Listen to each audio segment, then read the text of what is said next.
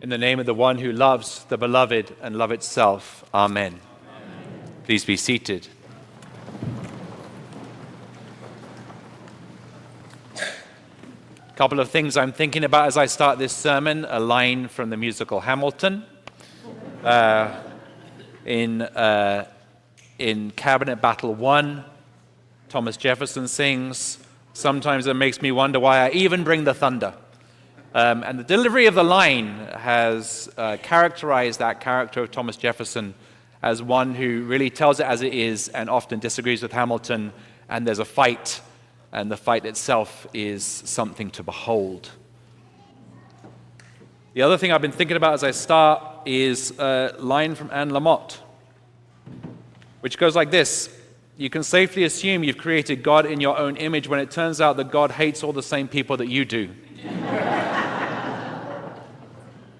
Have you ever found yourself there? By the way, before I get too deep in, did you notice Canon Megan and the homiletical backflip she just did to make that reading about baptism and acceptance? Did you see that? She landed that pretty well. But I honestly got up this morning and got my cereal, put it in my bowl, one of the bowls I made at pottery class, made my coffee, went out and sat in the garden to meditate upon this text, to figure out what to bring to you, and realized I had nothing. So I checked Instagram and started doom scrolling for a moment to see what was going on in the world, and realized that the world was full of conflict, that people are fighting, that people disagree. And then I found myself meditating for a moment, except halfway through the meditation I realized I was looking at the gutters and noticing that they needed to be cleared, and thought, I really don't want to get to this reading. But I also noticed there was a tear in my eye as I was looking at the gutters. It wasn't about the gutters, it was about the world. I felt the pain of the conflict that we are all in. And I like my Marvel movies. When I go to see my Marvel movies at the cinema, I am going for escapist fantasy. I don't want to be reminded about what the world is like.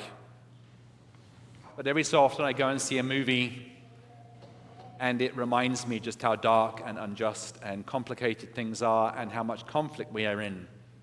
A recent movie that did that for me was the movie Civil War, which was an extrapolation towards the idea that we might be in some kind of deep conflict with one another down the line. I don't really like to go to the movies to have the difficulties of the world reinforced in my heart. I want to escape. And I feel the same way about church sometimes. I'd like to come to church to escape. Tell me that everybody gets on really well and that we can all love each other and just embrace one another with compassion. Tell me that, Jesus. Except he doesn't.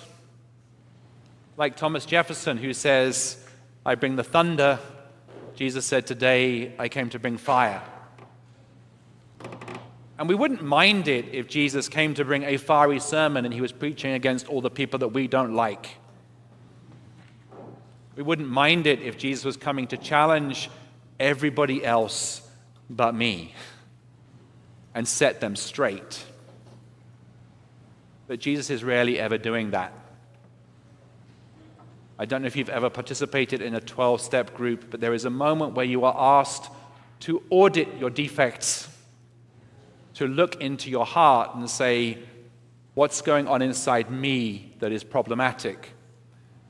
And the greatest, easiest temptation to give into in that moment would be to say, let me just audit everybody else, because it's all of them that's the problem. In Christian terms, when we come to the moment of confession and we look at the problems of the world, it's really easy for us to look at the world and say it's everybody else's fault but mine. Except Jesus is rarely asking us to audit everybody else's defects. He is always asking us in the difficult, tender moment to look at our own heart and to say, how have I contributed to the conflict of the world? And I think in this text he is saying that conflict is sometimes necessary. that some of us need to be challenged. Some of us need to be transformed. Some of the disciples in his time, though, felt like I feel, which is, Jesus, you came along to get rid of the Romans, didn't you, and all the people that I disagree with. You came along to challenge the political infrastructure of the time. You came along to just reinforce me in my beliefs and get rid of all the people that make my life difficult. And Jesus wouldn't even give in to that. His message was often deeper and more challenging than that. He could reach out to the Roman centurion and heal his slave because he recognized the humanity of both of them, even though his disciples couldn't understand that. He could reach out to Samaritans who found themselves on the other side of religious and spiritual and racial debates from his disciples.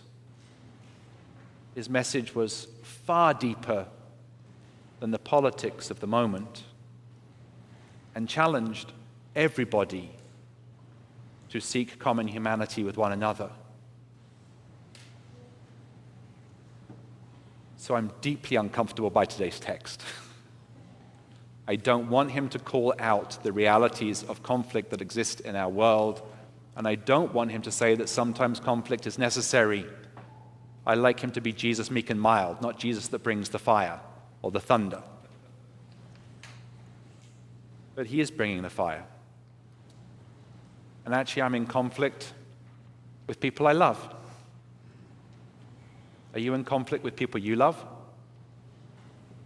Do you find your family disagreeing with you on your political, social, or spiritual beliefs? You find that family dinners can be difficult sometimes. Jesus is just describing reality. And it breaks my heart. And he is hoping that through conflict we might reach some kind of deeper understanding of what it is to be human and to respect one another. And I quite honestly don't know how to get there. But I'm grateful that we have these words presented to us and that we're invited to look at the conflict of the world and recognize that somehow we've contributed to it. Sometimes when we dive into petty conflicts, we are making things worse for no real reason. But there are some conflicts that it's worth having because they are about defending our common humanity and finding the dignity in every human being. And it's really important for us to wrestle with that. But some we should learn to just let go. And sometimes when we are encountering someone that has a radically different view from us, we should look at them with love and compassion and say, what is the pain in their heart that is leading them to that conclusion? Whilst we also try and identify the pain that is going on in our heart that's leading us to our conclusions. And find some common cause at that place of grief with whoever we might be talking to, whoever they might be. I think Jesus might be asking us to entertain the possibility of some deeper reconciliation that goes beyond the conflicts of the moment. And there I get a bit stuck because I don't know how to get there. I'm pretty sure he's inviting me to. And I need help.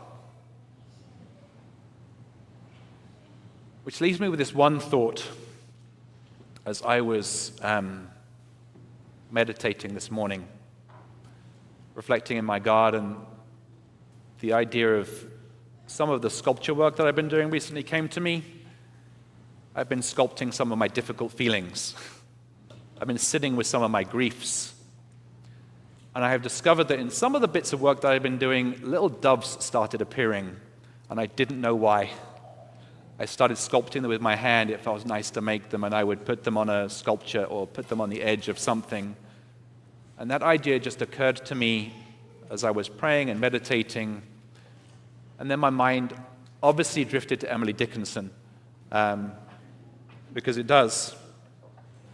I didn't know why these figures were appearing in moments of deep grief and pain for me, but Emily Dickinson explained why. And I'm going to go and finish with Emily Dickinson because Jesus doesn't tidy the text up today. He leaves us with the fire. But I want to suggest that in moments of deep grief, we might look for the winged thing, which Emily Dickinson describes. Hope.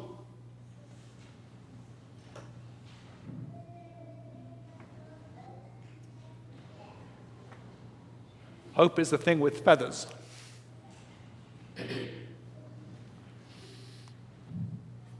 Let me say that a bit clearer. Hope is the thing with feathers that perches in the soul and sings the tune without the words and never stops at all. And sweetest in the gale is heard, and sore must be the storm that could abash the little bird that kept so many warm. I've heard in it the chillest land, and on the strangest sea, yet never in extremity it asked a crumb from me. When you're feeling conflict, when you're feeling grief, when you're feeling pain, look for the winged thing, the thing with feathers. It's hope.